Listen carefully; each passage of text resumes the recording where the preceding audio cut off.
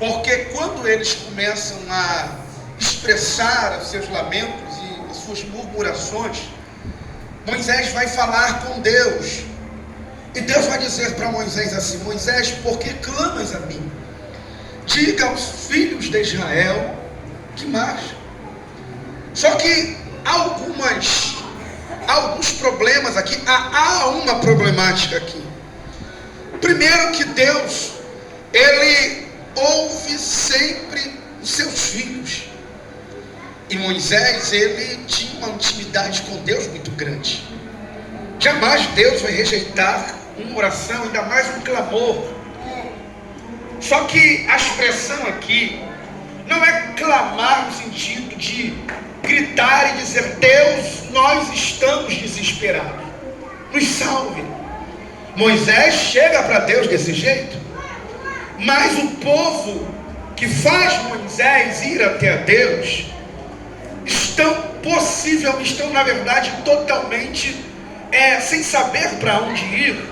E alguns começam a murmurar porque não estão aqui confiando na provisão do Deus que dias antes os tirou com mão forte do Egito.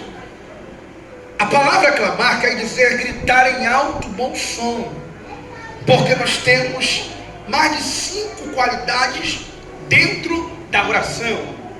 Eu até coloquei no meu status hoje uma expressão muito boa de um pastor, que ele disse que há uma diferença em orar, passar momentos em oração e viver em oração. Viver em oração não é estar de joelho 24 horas. Quando Paulo disse em 1 Tessalonicenses capítulo 5, versículo 17, orai sem cessar, ele não estava dizendo que íamos viver 24 horas de joelhos, até porque vivemos uma vida corrida e de lá para cá se passaram mais de 2.000 anos, e hoje é uma vida muito corrida. Vocês trabalham, têm seus afazeres, mas como perguntaram para Mude uma vez: Mude, qual é o sucesso do teu ministério? Como você faz para essa hegemonia no teu ministério de almas e almas se renderem ao pé do Senhor? Porque na época, os pais da igreja, os reformadores, eles oravam muito.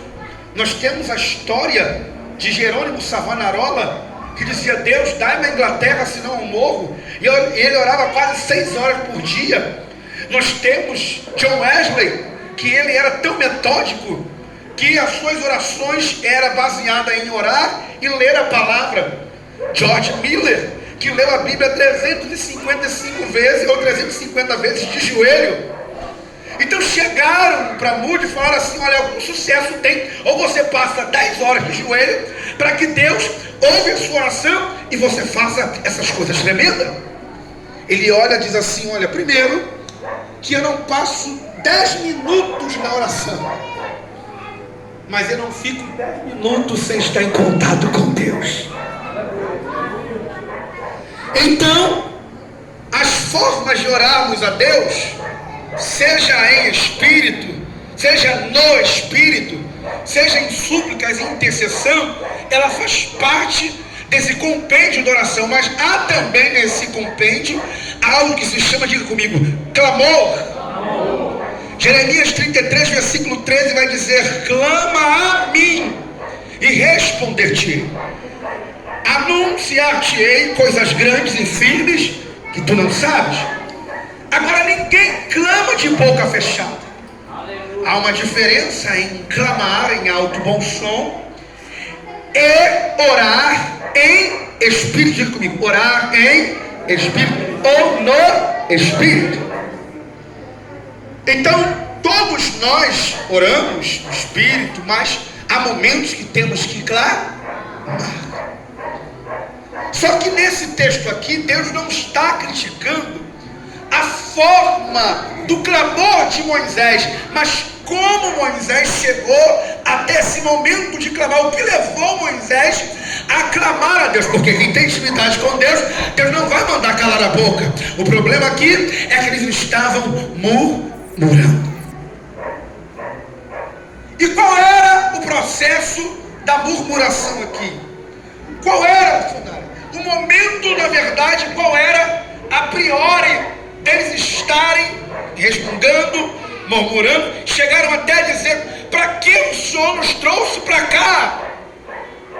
Para que? Eu sei que naquele momento, irmãos, é muito fácil falar aqui porque eu não estava naquele momento, mas se a Bíblia diz que eles eram homens de dura cerviz, que vem dessa parte aqui da nossa cabeça, do nosso pescoço aqui, é o que não se curva, é o osso que não se curva, por isso dura cerviz. E a maioria daqueles que estavam ali eram pessoas que eram ingratas com Deus. Eu sei que havia ali pessoas que estavam com filhos, mães. Imagine um cara de criança andando, vagando pelo deserto, vagando pelos lugares que nem conheciam. Claro que esse momento aqui, esse tipo de deserto que eles estavam passando aqui, não era o mesmo deserto que eles vão ficar 40 anos. Eles ainda tinham, quando eles saíram do Egito, eles ainda cultuaram ao Senhor durante 3 dias. Só que eles não estão aguentando mais e eles querem voltar porque tem sepulcro dentro do Egito. Irmãos, depois que sair do Egito, querer voltar para lá é muito complicado, irmãos. Você acha que o que você passa era mais fácil você estar no Egito, que você não ia passar e ia aguentar? Você está muito enganado. Na verdade, você já sofria muito tempo. É que hoje Deus abriu teus olhos e você vê que até você pode sofrer, mas hoje você tem Ele na tua vida, para a glória do nome do Senhor.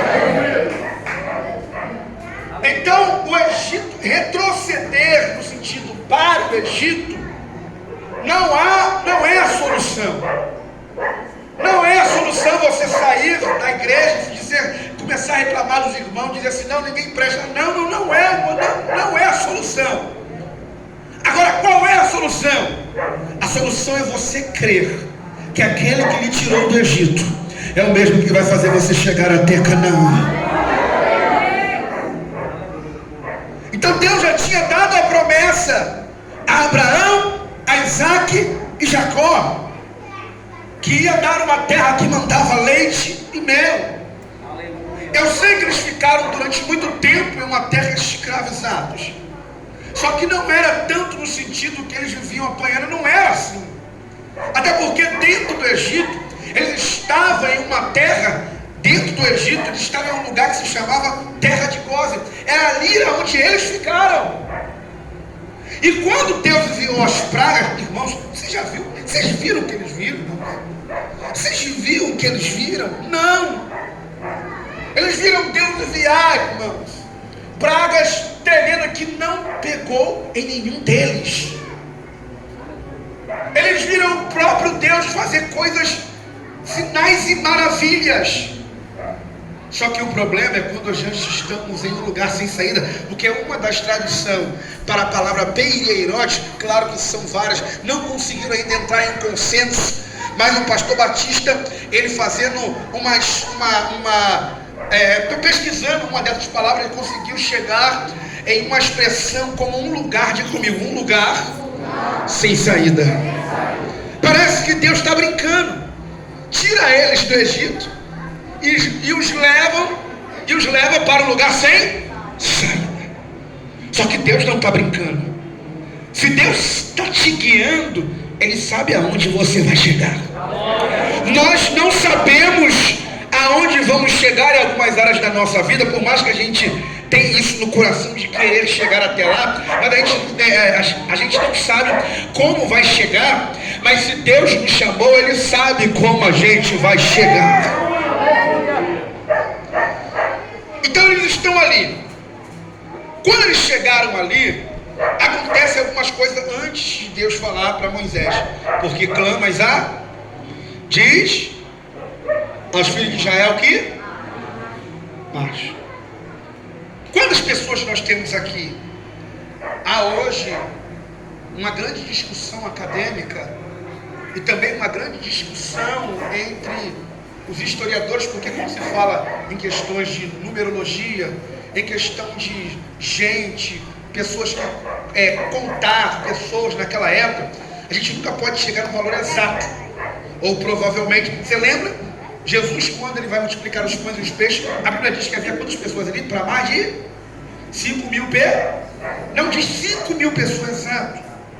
Ou seja, como não era contado nem crianças nem mulheres, aproximadamente ali nós tínhamos para mais de 25 mil pessoas ali.